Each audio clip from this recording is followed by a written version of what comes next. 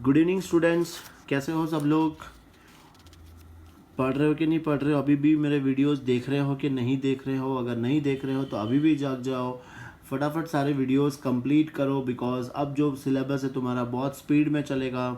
हो सकता है 1 अक्टूबर से स्कूल भी खुल जाए तब हम लोग सामने सामने भी पढ़ेंगे, लेकिन उसके पहले जो ये मैं पढ़ा रहा हूँ वो तुम्हें इसी में पढ़ना होगा, और जब स्कूल खुलेंगे तो हम लोग आगे का सिलेबस करेंगे। ठीक है, चलो। हमने लास्ट हमारा कल जो वीडियो हमने देखा था उसमें हमने कौन सा मेथड पढ़ा था? हमने पढ़ा था सिंपल एवरेज प्रॉफिट मेथड।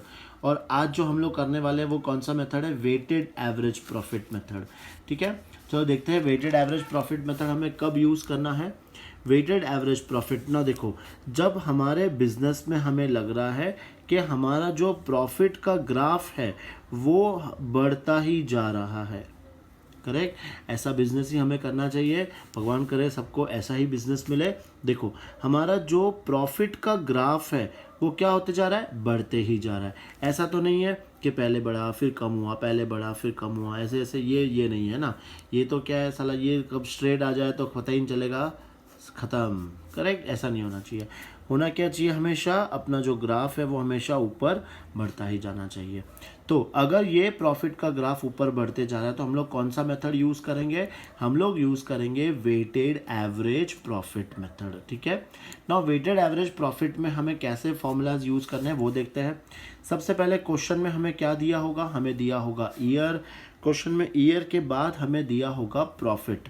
बस ये चीज़, दोनों चीज़ हमें क्वेश्चन में दे रखी होगी, ईयर और प्रॉफिट। इसके बाद तुम्हें क्या करना है? इसके बाद तुम्हें क्या अप्लाई करना है? वेट। ये वेट या तो तुम्हें क्वेश्चन में दे रखे होंगे। अगर क्वेश्चन में दे रखे हैं तो क्या दिया होगा? 1 2 3 4 5 ऐसे दिए होंगे। और अगर क्वेश्चन में नहीं भी दिया होगा तो भी हमें कैसे अप्लाई करना है? 1 2 3 4। ठीक है, यहाँ ईयर लिख देंगे, यहाँ प्रॉफिट लिख देंगे, यहाँ वेट्स लिख देंगे। फिर हमें फोर्थ हमें क्या निकालना है? अपना प्रोडक्ट। ना, प्रोडक्ट कैसे निकालेंगे? देखो, ये प्रॉफिट है, फिर प्रॉफिट को हम लोग वेट से क्या करेंगे? मल्टीप्लाई करेंगे। प्रॉफिट को वेट से मल्टीप्लाई करेंगे तो क्या मिलेगा? प्रोडक्ट मिलेगा। फिर इसके बाद प्रोडक्ट की टोटल और वेट की टोटल, ये दोनों की हम टोटल फाइंड करेंगे। फिर इसके बाद जो हमें फर्स्ट फॉर्मूला यूज़ करना है वो फर्स्ट फॉर्मूला क्या है? Weighted average profit. Weighted average profit is equal to, formula क्या है? Total product divide by total weight. Total product divide by total weight, ये तो बहुत इजी है। टोटल प्रोडक्ट कहाँ से आएगा? जो इसका टोटल होगा वो। टोटल वेट कहाँ से आएगा? जो वेट का टोटल होगा। ये करने के बाद अपने को मेरा फर्स्ट आंसर आ जाएगा वेटेड एवरेज प्रॉफिट। इसके बाद हम लोग सेकेंड क्या फाइंड करेंगे? गुडविल। नाउ ये गुडविल कैसा आएगा? इसका फॉर्मूला देखो, सबसे पहले वेटेड एवरेज प्रॉफिट, यहाँ पे हम लोग क्या लेंगे? Weighted average profit into number of years of purchase. ये हमें क्वेश्चन में दे रखा होगा। Number of years of purchase हमें क्वेश्चन में दे रखा होगा, और वेटेड एवरेज प्रॉफिट ये हम लोग ने यहाँ से फाइंड किया है। बस ये दोनों को मल्टीप्लाई करेंगे तो अपना आंसर आ जाएगा गुडविल। बस इतना ही है ये वेटेड एवरेज प्रॉफिट। तो चलो फटाफट इस पर हम लोग क्वेश्चंस करते हैं। चलो, वेटेड एवरेज प्रॉफिट पे हम क्वेश्चंस देखेंगे। अभी क्वेश्चन में हमने रीड किया, क्वेश्चन में हमें क्या क्या दिया हुआ है मैं डायरेक्टली लिख रहा हूँ। 2012, 2013, 14, 15 और 16 हमें 5 साल का प्रॉफिट दिया हुआ है। और प्रॉफिट्स क्या क्या दिए हुए वो भी लिख देता हूँ मैं। 10,000, 12,000, 15,000, 20,000 और 30,000। क्वेश्चन में हमें ये दो चीज़ दी हुई है, और इसके बाद हमें क्या निकालना है? गुडविल निकालना है। ठीक है, चलो फर्स्ट पहले हम लोग क्या लेंगे? यहाँ पे वेट्स लेंगे। वेट्स क्वेश्चन में दिया होगा, मान के चलते अपन नहीं दिया है कोई फ़र्क नहीं पड़ता, अपने को डायरेक्टली क्या लिखना है? 1 2 3 4 और 5। इसके बाद हम क्या करेंगे? प्रोडक्ट। ना, प्रोडक्ट कैसे? ये दोनों को मल्टीप्लाई करते जाना। तो 10,000 इंटू 1 ये आ जाएगा 10,000, 12,000 इंटू 2 ये आ जाएगा 24,000, फिर 15,000 इंटू 3 यह आ जाएगा 45,000, फिर 20,000 इंटू 4 यह आ जाएगा 80,000, और 30,000 इंटू 5 यह आ जाएगा 1,50,000। ठीक है, सारे ये सॉल्व कर लिया। इसके बाद हमें क्या करना है, प्रोडक्ट की टोटल लेनी है और वेट की टोटल लेनी है। ना प्रोडक्ट की टोटल फाइंड कर लेते हैं फटाफट। यहाँ पे तो लास्ट में 3 0 4 5 ये आ जाएगा 9, फिर 3 7 15 20 0 और एक 2, तो ये आ गया 3,09,000। ये क्या आ गया अपना टोटल प्रोडक्ट। फिर ये कर लेंगे 5 और 9 12 14 15, ये आंसर आ गया अपना वेट 15 आ गया। ये दोनों फाइंड करने के बाद हम लोग सबसे पहले क्या निकालते हैं, वेटेड एवरेज प्रॉफिट निकालेंगे। तो सबसे फर्स्ट हम फॉर्मूला लिखेंगे, weighted average profit is equal to total product divide by total weight. Total product divide by total weight. ठीक है, टोटल प्रोडक्ट कितना आया था 3,09,000 और टोटल वेट कितना आया था 15। अब ये इसको हम डिवाइड करेंगे, तो ये डिवाइड करने के बाद 15 2 30, फिर आएगा 0 और 15 6 90, तो 20,600। ये तो फिलहाल अपने को क्या आया, वेटेड एवरेज प्रॉफिट। अब हमें क्या निकालना है, नेक्स्ट स्टेप गुडविल। पहले हम क्या करेंगे, गुडविल का फॉर्मूला लिखेंगे। गुडविल का फॉर्मूला क्या आएगा, weighted average profit into number of years of purchase. Number of years of purchase. देखो अब वेटेड एवरेज प्रॉफिट कितना आया 20,600। फिर number of years of purchase check कर लेते हैं, क्वेश्चन में हमें दिया है 2, तो अब ये इसको मल्टीप्लाई कर देंगे तो ये आंसर आएगा 41,200। ठीक है, आए समझ में ये फर्स्ट क्वेश्चन। चलो नोट कर लो फटाफट अपने बुक्स में।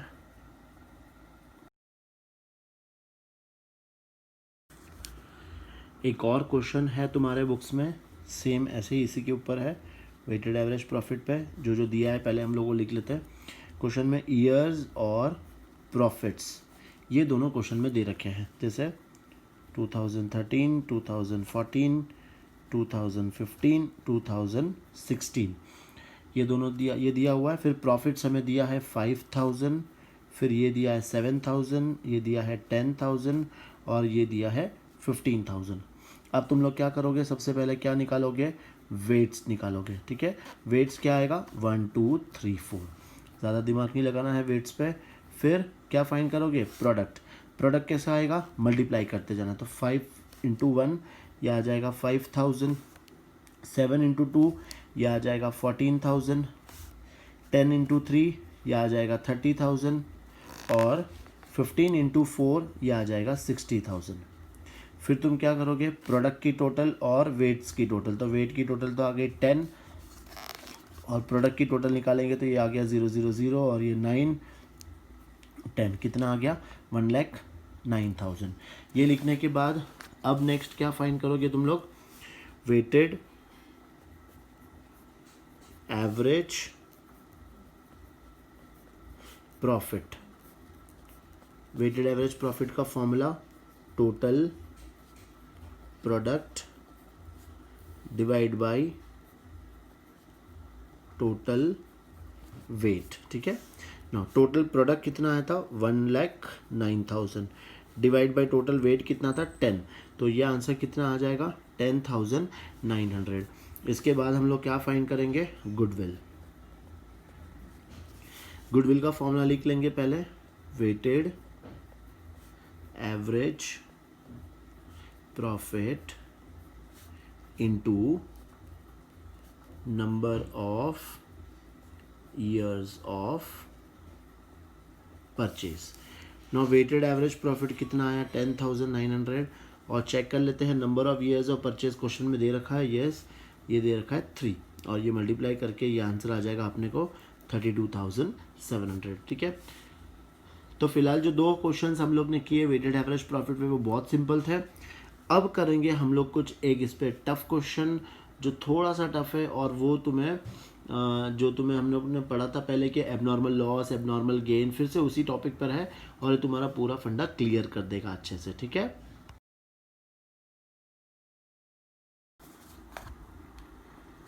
चलो नेक्स्ट क्वेश्चन सॉल्व करने से पहले हम कुछ बातें डिस्कस कर लेते हैं, तो तुम्हें जो क्वेश्चन नंबर 3 है वो थोड़ा तुम्हें इजी लगेगा। देखो फर्स्ट वाला ट्रांजैक्शन, अब देखो हम ये क्या समझ रहे हैं कि जैसे हमें ईयर्स दिया है, 4 साल का ईयर दिया, जैसे 2012, 2013, 2014, 2015, यहाँ सब पे हमें प्रॉफिट प्रॉफिट प्रॉफिट और प्रॉफिट दिया हुआ है। ठीक है, ये 4 साल का हमें क्वेश्चन में इंफॉर्मेशन दी गई है। ठीक है, अब यहाँ पे हमने क्या किया है, कोई भी एक साल में हम लोग ने क्या कर दिया था, कोई एसेट खरीदा था, लेकिन उस गलती से उस एसेट को हमने क्या मान लिया, एक्सपेंस मान लिया। देखो बहुत अच्छे से समझना, ये टॉपिक वेरी इंपॉर्टेंट है।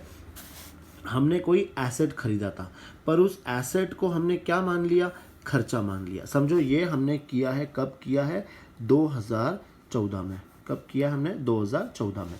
अब क्या होगा, हमने एसेट को खर्चा मान लिया, तो अगर मैंने खर्चा मान लिया है तो उस साल का जो प्रॉफिट होगा वो कम हो जाएगा।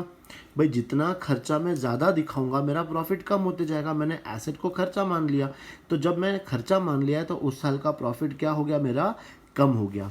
अब इसको सुधारेंगे कैसे, तो सबसे पहले हमें क्या करना है, जो 2014 का जो प्रॉफिट दिया होगा उसमें हमें क्या करना है, प्लस करना है। ये तो हो गया हमारा एक इफेक्ट। दूसरा इफेक्ट अब समझना, ये वाला इफेक्ट तो बहुत इजी है कि एसेट को हमने खर्चा मान लिया था, पहले जब खर्चा माना था तो प्रॉफिट मेरा कम हो गया था। तो अब इसको सुधारेंगे कैसे, अपने 2014 के प्रॉफिट में इसको प्लस कर दो। ये तो हमने प्लस कर दिया। फिर तो ये ओरिजिनल में क्या था, एसेट था। अगर ये ओरिजिनल में एसेट है तो इस एसेट पे हम क्या चार्ज करेंगे, डेप्रिसिएशन चार्ज करेंगे, हाथ से चार्ज करेंगे। ठीक है, और तुम्हें ये भी पता है कि ये डेप्रिसिएशन हमारे लिए क्या होता है, एक्सपेंस।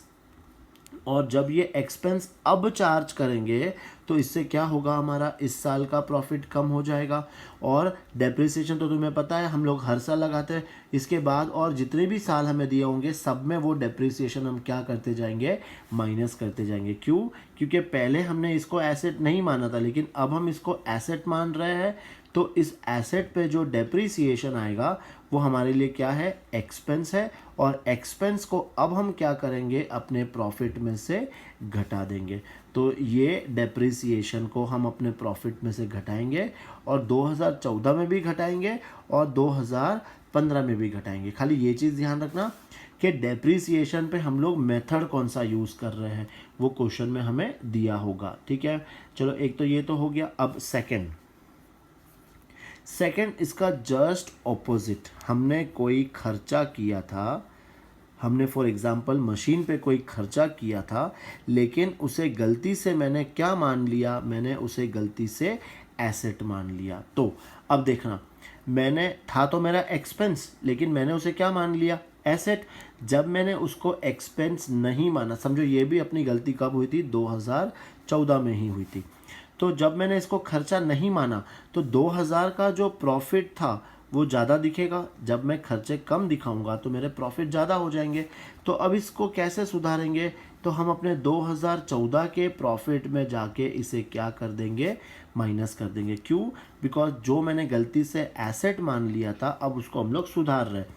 तो सुधारेंगे कैसे, एक्सपेंस, तो इसको हम लोग एक्सपेंस को क्या करेंगे, माइनस कर देंगे। फिर अब हमने इसको एक्सपेंस तो ले लिया, पर मैंने गलती से क्या ले लिया था, एसेट। और जब हमने गलती से एसेट ले लिया है तो हमने इसका क्या चार्ज कर दिया था, डेप्रिसिएशन। पर ये हमें चार्ज नहीं करना था, हमने गलती से चार्ज कर लिया। डेप्रिसिएशन क्या होता है, एक्सपेंस। और जब मैंने एक्सपेंस चार्ज कर लिया है तो 2014 और 2000 का प्रॉफिट क्या हो गया होगा, कम हो गया होगा। तो अब हमें वापस से जितना भी डेप्रिसिएशन होगा वो हमें दोनों सालों में क्या कर लेना है, प्लस कर लेना है। ठीक है, एक तो ये एडजस्टमेंट आ सकता है, ये वेरी इंपॉर्टेंट है। अब तीसरा हम लोग देखते हैं। तीसरा हमारा क्लोजिंग स्टॉक। अब ये मत बोलना कि क्लोजिंग स्टॉक क्या होता है। क्लोजिंग स्टॉक का मतलब जो स्टॉक हमारे साल के अंत में बच जाता है, इसे हम क्या कहते हैं, क्लोजिंग स्टॉक है। ना क्लोजिंग स्टॉक का वैल्यूएशन, क्लोजिंग स्टॉक का मूल्यांकन हमने क्या कर लिया है, ज़्यादा कर लिया है। समझना अच्छे से, क्लोजिंग स्टॉक का मूल्यांकन वैल्यूएशन हमने क्या कर दिया है, ज़्यादा कर दिया है। अब वापस से वही अपना खर्चा किस में मान रहे हैं अपन कि ये हमने ज़्यादा कब कर दिया था, 2014 में। अब क्लोजिंग स्टॉक का सीधे सीधे फ़र्क किस पर पड़ता है, प्रॉफिट पे पड़ता है।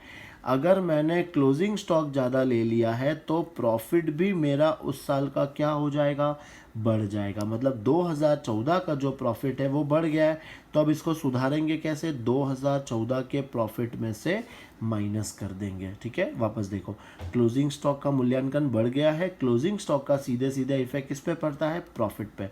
अगर क्लोजिंग स्टॉक ज़्यादा लिया है तो प्रॉफिट मेरा भी ज़्यादा हो गया होगा, तो अब इसे कैसे सुधारेंगे, उस साल के प्रॉफिट में से माइनस कर दिया। ये तो कर दिया हमने। अब इम्पॉर्टेंट चीज़, क्योंकि वो हम सोचेंगे भी नहीं कभी, 2014 का अगर ये क्लोजिंग स्टॉक है तो 2015 का ये क्या हो जाएगा, ओपनिंग स्टॉक हो जाएगा। ठीक है, तो ओपनिंग, अगर मैंने क्लोजिंग स्टॉक ज़्यादा दिखाया है तो 2015 का ओपनिंग स्टॉक ज़्यादा होगा।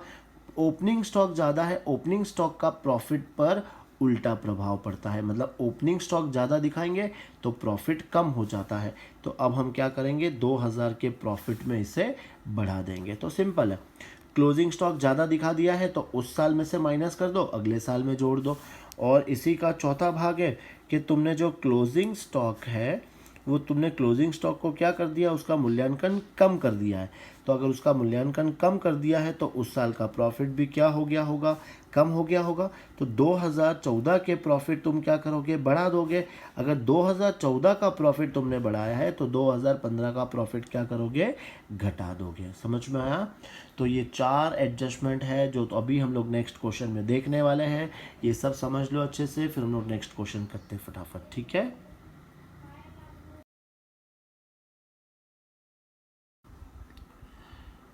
चलो हम लोग क्वेश्चन नंबर 3 देखेंगे। अब 3 थोड़ा सा टफ भी है ना। चलो कोई बात नहीं, देखते हैं। Compute the value of goodwill on the basis of 3 years purchase of weighted average profit of last 4 years। देखो हमें गुडविल निकालना है, 3 years purchase of weighted average profit of last 4 years। मतलब हमें यहाँ पे number of years of purchase कितने लेने हैं, 3 लेने हैं। क्वेश्चन में क्या क्या दिया हुआ है, ईयर्स दिए हुए हैं, प्रॉफिट्स दिया हुआ है और वेट्स दिया हुआ है। ठीक है, तो चलो सबसे पहले फर्स्ट क्या करते हैं हम लोग, ईयर्स और जो प्रॉफिट्स दिया हुआ है वो हम लोग लिख लेते हैं। तो देखो हमें ईयर्स, यहाँ हम लिख लेंगे सबसे पहले प्रॉफिट्स। क्वेश्चन में जो हमें प्रॉफिट्स दिया है, फर्स्ट ईयर का दिया है हमें 20,200, फिर हमें दिया है 24,800, फिर हमें दिया है 20,000 और लास्ट का हमें दिया है 30,000।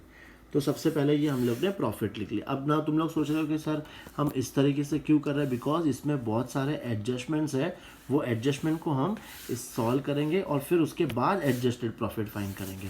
करेक्ट, तो चलो अब देखते हैं फर्स्ट एडजस्टमेंट क्या बोल रहा है।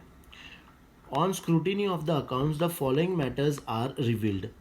On 1st December 2014, a major repair was made in respect of the plant, incurring 6,000। हमने क्या किया था, एक मेजर रिपेयर करवाया था प्लांट पर, खर्चा कितना हुआ था, 6,000। Which amount was charge to revenue. Question में क्लियर लिखा है कि हमने जो अमाउंट का खर्चा किया था हमने कहाँ चार्ज कर दिया था, रेवेन्यू। रेवेन्यू का मतलब क्या होता है, प्रॉफिट एंड लॉस अकाउंट में चार्ज कर दिया था। The paid sum is agreed to be capitalised for goodwill. ये जो भी अमाउंट है इसे हमें क्या करना है, कैपिटलाइज्ड करना है। Now what do you mean by capitalised, capitalise का मतलब इससे हमें क्या लेना है, एसेट लेना है। ठीक है, पहले हमने क्या ले लिया था, रेवेन्यू, अब हमें क्या लेना है, एसेट। इसका मतलब सिंपल क्या है, हमने एक एसेट को एक्सपेंस मान लिया था। ठीक है, अब फिर calculate subject to adjustment of depreciation of 10% on reducing balance method.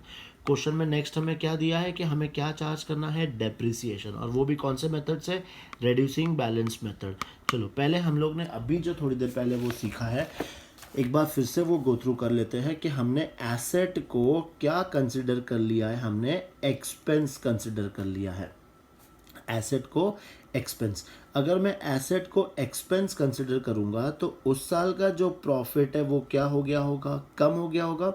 तो अब हमें क्या करना है, उस साल के प्रॉफिट को इंक्रीज करना है। ये तो हो गया मेरा पहला सिंगल इफेक्ट कि प्रॉफिट को पहले प्लस करना है। फिर इस एसेट का जितना भी डेप्रिसिएशन आएगा उस डेप्रिसिएशन को हम क्या करेंगे, माइनस करेंगे। तो ये हो गया इस एडजस्टमेंट का पूरा इफेक्ट।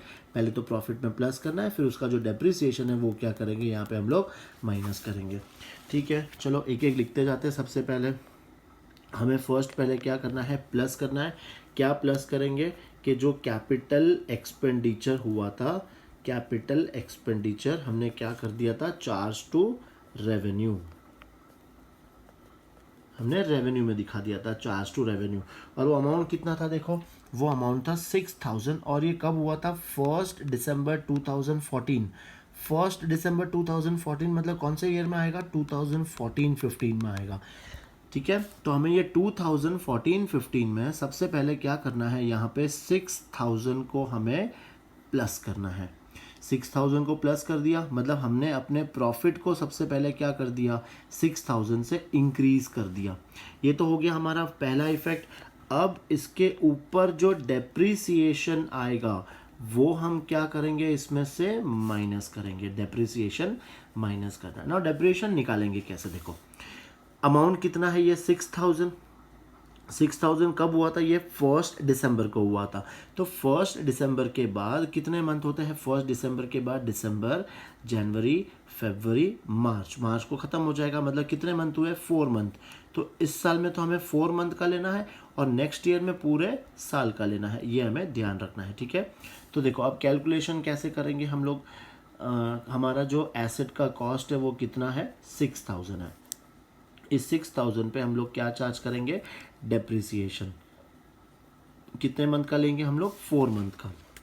ये 4 मंथ का कैसे निकालते हैं हम लोग, 6000 इंटू 10/100 इंटू 4/12। हमें कितने मंथ का लेना है, 4 मंथ का लेना है।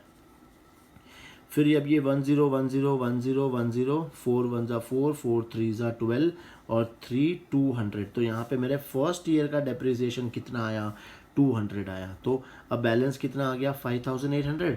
नेक्स्ट ईयर तो हम जो डेप्रिसिएशन चार्ज करते हैं वो कितना करेंगे, पूरे साल का करेंगे, मतलब कितना, 580। अब ये बैलेंस कुछ भी आना तो उससे अपने को कोई लेना नहीं, अपने को किससे मतलब है फिलहाल, अभी ये डेप्रिसिएशन से मतलब है। तो हम इसका जो डेप्रिसिएशन आएगा वो हम क्या करेंगे, माइनस करेंगे। तो इस साल में कितना माइनस हो जाएगा, इस साल में हो जाएगा 200 माइनस, और इस साल में कितना माइनस होगा, 580। करेक्ट, समझ में आया तुम्हें। देखते हैं हमारा नेक्स्ट एडजस्टमेंट। नेक्स्ट एडजस्टमेंट क्या बोल रहा है, the closing stock for the year 13-14 was over valued by 2400। कौन से ईयर का, 2013-14 का। ना फिर से याद करना, क्लोजिंग स्टॉक अगर ओवर वैल्यूड है तो क्लोजिंग स्टॉक का इफेक्ट किस पे पड़ता है, प्रॉफिट भी बढ़ गया होगा। तो हमें क्या करना होगा, जिस ईयर में मिस्टेक हुई है उस ईयर में से माइनस और नेक्स्ट ईयर में प्लस, यही सिखाया अपन ने। ठीक है, तो चलो उस ईयर में सबसे पहले हम माइनस करेंगे। तो माइनस के लिए क्या लिख लेंगे यहाँ पे, क्लोजिंग स्टॉक ओवर वैल्यूड। कौन से ईयर में हुआ था, 13-14 में। तो यहाँ से तो हम लोग क्या कर देंगे, माइनस कर देंगे। और नेक्स्ट ईयर के लिए क्या लिखेंगे, opening stock over valued. Opening stock over valued, तो नेक्स्ट ईयर में हम लोग क्या कर देंगे, प्लस कर देंगे। ये हो गया अपना आंसर, नेक्स्ट ईयर में प्लस कर दिया। देखो next adjustment, to cover the management cost and annual charge of 4800 should be made for the purpose of goodwill valuation. And annual charge of 4800, annual charge हमें करना है मैनेजमेंट कॉस्ट का। Annual charge का मतलब क्या होगा, एवरी ईयर में से अपने को माइनस करना है। तो यहाँ पे हम लोग माइनस कर देंगे, क्या लिखेंगे, मैनेजमेंट कॉस्ट लिख दो, मैनेजमेंट कॉस्ट लिख देते हैं। ठीक है ना, मैनेजमेंट कॉस्ट एवरी ईयर में से हमें कितना माइनस करना है, 4800 एंड 4800। क्यों हम लोग सब ईयर में से माइनस कर रहे हैं, क्योंकि क्या बोला है यहाँ पे, एनुअल चार्ज है। अब सारे एडजस्टमेंट अपने ख़त्म हो गए।